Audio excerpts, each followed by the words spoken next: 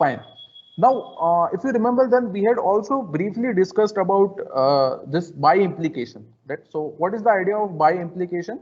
Let's say you have two propositions P and Q.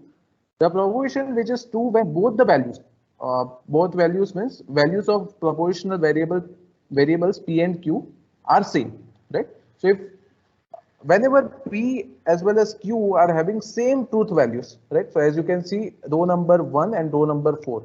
And row number 1 and row number 4, truth values of P and Q are same. At that time, your uh, answer for this compound proposition, which is nothing but P bidirectional Q, or we can say P if and only if Q is correct, it's true. In all other cases, it's false, right?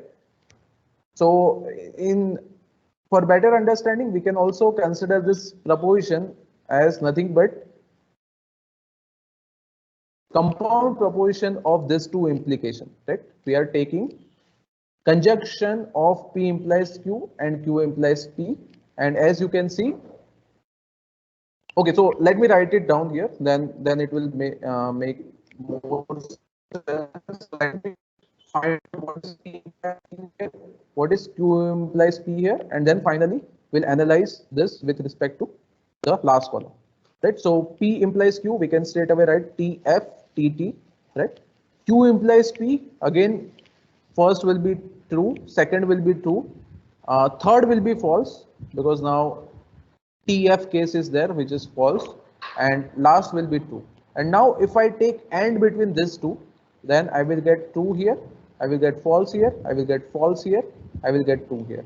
So this is my new proposition. Let's say P dash, and this is P double implies Q. And as you can see, P dash is equivalent to P double implies Q, which is nothing but equivalent to P implies Q and Q implies Q, right?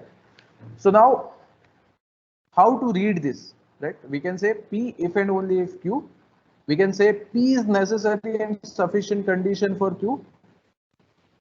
We can say if P then Q, and conversely, right? So that means P implies we are taking care of P implies Q as well as Q implies P because we are writing down converse here. And we can also write P if and only if Q. Okay. So now if you remember, then in the previous class I had asked you to come up with a statement which follows this particular template. P double implies Q. Yes, sir. So any answers? Sir, Yes. so a set of two vectors are independent if and only if neither of the vector is a multiple of each other. P and Q are parallel if and only if they have the same slope. You have two lines, let's say line X and line Y, and X and Y are parallel if and only if, right? We are saying X and Y are parallel if and only if they have the same slope. So this will be the template of this if and only if, which is nothing but double implication, and this is a very strong condition, right, as compared to our standard implication. Why? Because now we are saying that this thing means this vectors will become independent only in this particular condition, right? There are no other conditions. But if we write like this, P implies Q, then it may possible that Q can again, if you recall the truth table of this P implies Q, then we know that this kind of thing is there, where as you can notice that even if P is false, right, and Q is true, this scenario is there.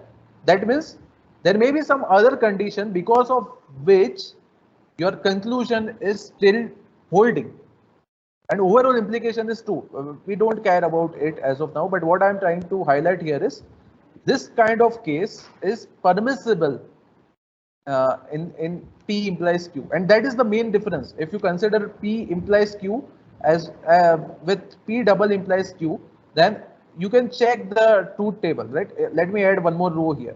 So the only difference here is P double implies Q will convert this true value into false, right? So now this case is not allowed, where your P is false and Q is true. So that means this is the only condition. P is the only condition for Q and vice versa, right? So this is the main difference between this normal implication and double implication or biconditional, okay, operator, which is nothing but double implication.